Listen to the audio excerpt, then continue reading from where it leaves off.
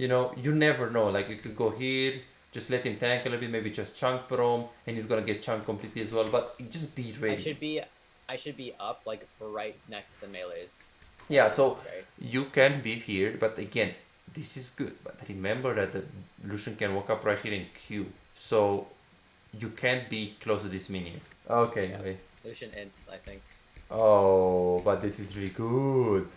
Yeah, because he loses so much. Oh my god. And Braum dies as Oh well. my god. So like it's Oh safe, my god. kind of. Oh my Right? god. Wait.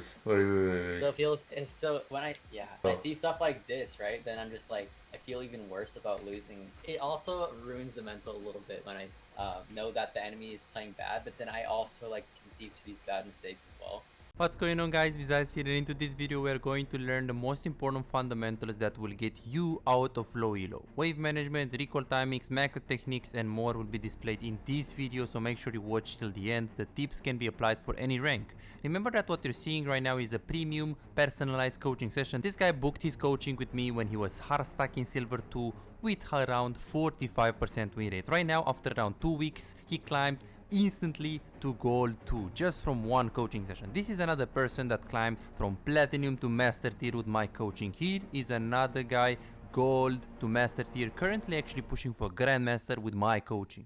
Are you tired of feeling stuck in your current rank and unable to climb the ladder, or do you find yourself struggling to convert winning games and make progress?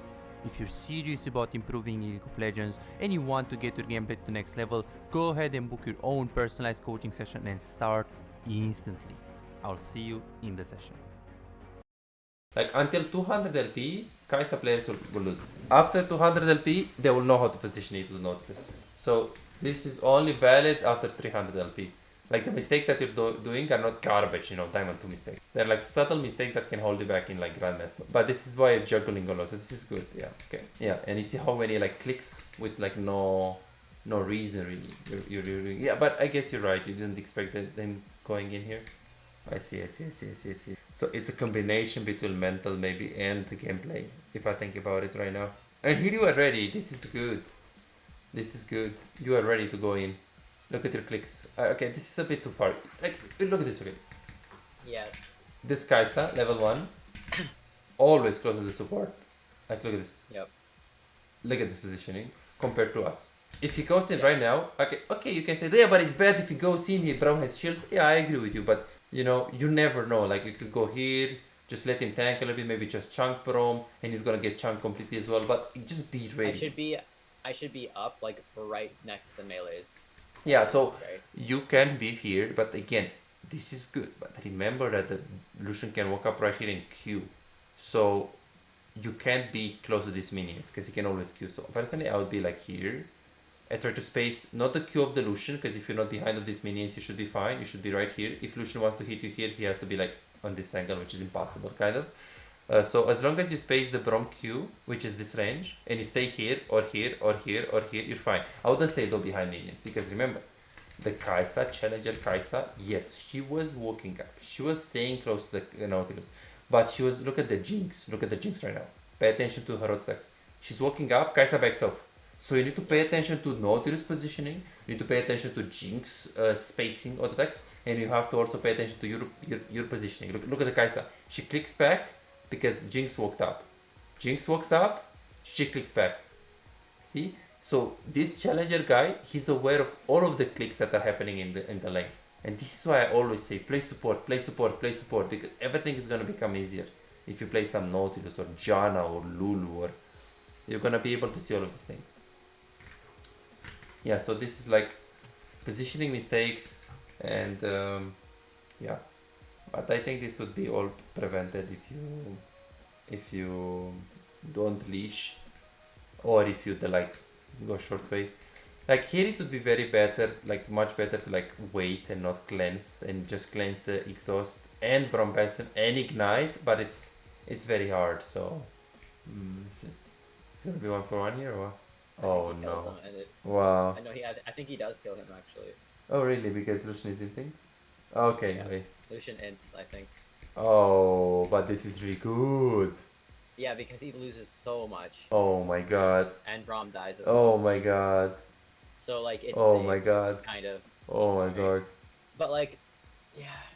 Wait. So it feels if so when I yeah This is bad. when I So see stuff like this, right, then I'm just like, I feel even worse about losing these matchups because then it's just it also ruins the mental a little bit when I like for some reason when I know that the enemy is playing bad, but then I also like conceive to these bad mistakes as well.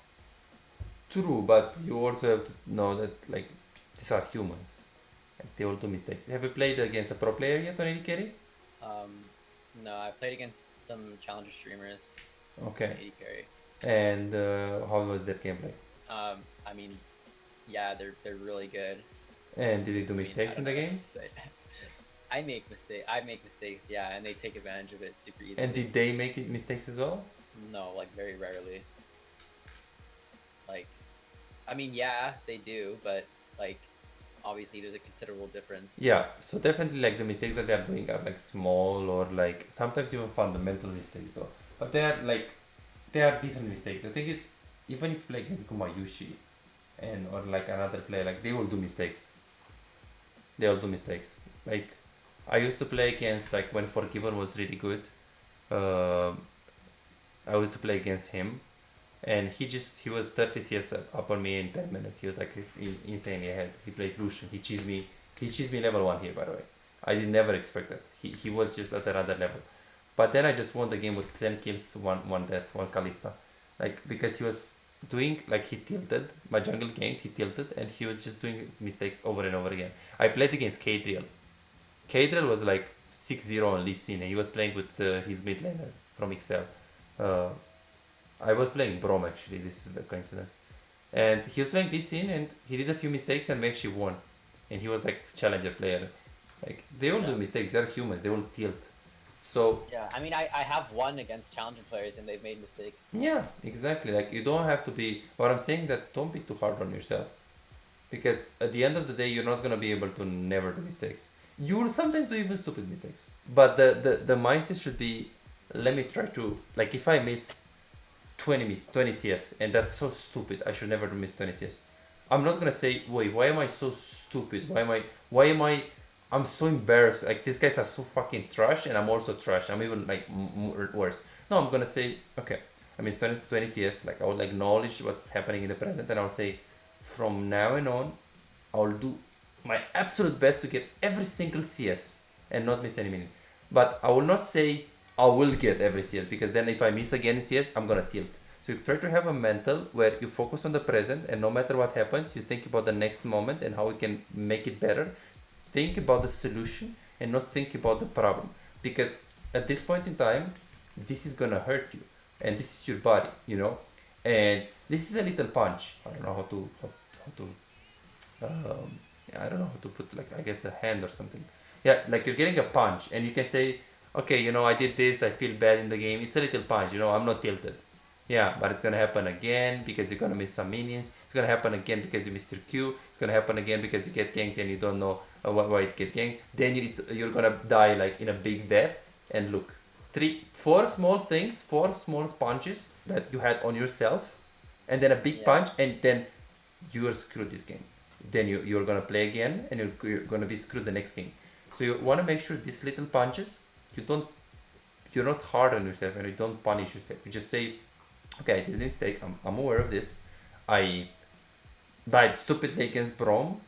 Next time I will try to do this, and let me try to not die against Brom like this next time. That's all. Because if you have this kind of punches and you feel bad in the game, it's already bad. If you blame yourself, it's already bad. Because the moment you blame yourself, you feel bad about yourself. Your self-esteem goes low, you're gonna lose. Like if something bad in the game happens, you're gonna ask yourself, do I deserve to be Grandmaster, man? Maybe I just climb. I mean, it was luck, you know, it was luck. Because you didn't focus on, okay, let me try to improve this mistake. It's a competition with myself. You try to be like, fuck man, this challenger AD carry is spacing me. Of course he's spacing you. Maybe he's playing a good matchup, or maybe this is his advantage. Like when players like Ghost play against Gumayushi, they're fucking garbage. But Ghost is a consistent player. He's an utility player. He provides utility and consistency to his team even from behind. This is his playstyle. He's not gonna say, I'm so bad, Gumayushi outspace me. I mean, Gumayushi is just better mechanically, but he has other advantages. That's you, Shaquille. If you play against a challenger player, he completely demolishes you mechanically. You are challenger, so you got there, you deserve it. So maybe you have something that he doesn't have, and you have to learn the things that he does good. You have to learn from him. So what I'm saying is that instead of comparing yourself with the animated carry, you can compare yourself with just how you play and you as a player. Because different people will have different mechanics. I coach gold players that have better mechanics than master tier players. That's their advantage, but they're shit at macro wave management. They are uncoachable. They don't know how to learn. They don't know anything about the game. So if you see a player that is in challenger and is outspacing you or doing something crazy, you don't have to be too hard on yourself, because maybe you're just a different player. Look at the, I don't know, the Kale one-trick ponies in the game. Every time they lose the lane. Every time they're Kale players. Like, anyone is better than them in the lane challenger. But they are challenger because they know how to scale. They know how to take advantage of mistakes. They don't die. They have other advantages. If the Kale player is gonna be like, fuck man, I'm so bad, I lost again against LeBlanc. Like, what do you mean? You're supposed to lose. Just make sure you don't lose that hard next time. Okay, so let's that's a good mindset. I'm definitely going to, because your expectations, like, I mean, man, this is Diamond 1. I need to smash this fucking Lucian, you know. I mean, I'm playing a matchup that I shouldn't smash Lucian, but I feel like I should win because I'm just better. I mean, okay, if they do mistakes, you can take advantage of that, but that doesn't mean you play aggressive a matchup. Like, same thing, I used to play tournaments, and I used to play against, like, Grandmaster, Master players, and I was, like, Platinum 1. And I won against them. Like, I played Sivir Brom, they played, like, Lucian, like, Kalista or something, and they get overly aggressive. Because they didn't play based on the matchup. They play based on, I'm just better. You know, this guy's Platinum. I was 4-0 on the lane. Because I had good mechanics. So they shouldn't really think like, okay, I'm playing against... You shouldn't add too much context as in, okay, I'm playing against a Lucian. The Lucian has 48% win rate. He has 48% win rate. He has first time Lucian. He is auto-field. I look, this is so PGG in the last 4 games. He has 4 losses in a row. So he's in a mental state where he's going to be very bad. Yes, I'm playing a bad matchup, but I know I can win because I'm just better. I'm a main AD carry. Too much context. What is the matchup? Kai'Sa, Nautilus against Brom, Lucian. Okay, what should I do? Play for static shift, go for non-quiver. Once he's going to have non-quiver and a curveball, I'm going to look to play slower. They have a stronger 2v2 overall. And a stronger 3v3. If they make a mistake, I capitalize on it. Simple as that. No context. No context on the game. Like, okay, I'm playing against a Jinx that is challenger. This guy is Gumayushi. I'm playing... No context. Gumayushi is playing Jinx. What is Jinx capable of doing? This, and this. Because the more context you add, the worse you're gonna become. That's what I say to, like, low elo players as well. Hey, you play against a Smurf. He's playing Jinx. You're playing Kai'Sa. Don't add context. Don't be like, okay, I'm playing against... the matchup is Kai'Sa against a Smurf Jinx. What the fuck? No, it's Kai'Sa against Jinx. You know? How do you play this matchup? You have a Nautilus. Okay, so it's gonna all in. It's that simple. The more context you add, every time when you're gonna walk up, you're gonna be like, wait, but this guy is challenger. You're gonna second, like, every decision is gonna be second thought. It's gonna be like, but what can he do? Maybe, like, can I really do this? Because he's... I mean, Jinx is Jinx. It doesn't matter if Uzi plays Jinx or if Gumayushi plays Jinx. I mean, it matters, but to a degree, they can make the champion a lot better. And if the champion, the strength, like the Caitlyn laning phase is 8, Gumayushi can make it a 9, but Gumayushi can't make a Vayne lane. Like, you play Lux Caitlyn against a Vayne Yumi, even if it's Gumayushi, is gonna lose the lane because it's the lane matchup. Okay. Yeah, so let's go on the replay here. I feel like this is very important because you sometimes tend to add too much context in the game. So keep it very simple. Keep it very, very simple. And another thing that you're doing is that you're trying to base your decisions and what you're doing on the result. Like, you're not always gonna win if you play it good. That's the problem. Sometimes you're just gonna lose. So you have to have specific goals. So the next game when you play with Nautilus, a specific goal can be have perfect positioning. Okay, perfect positioning based on what?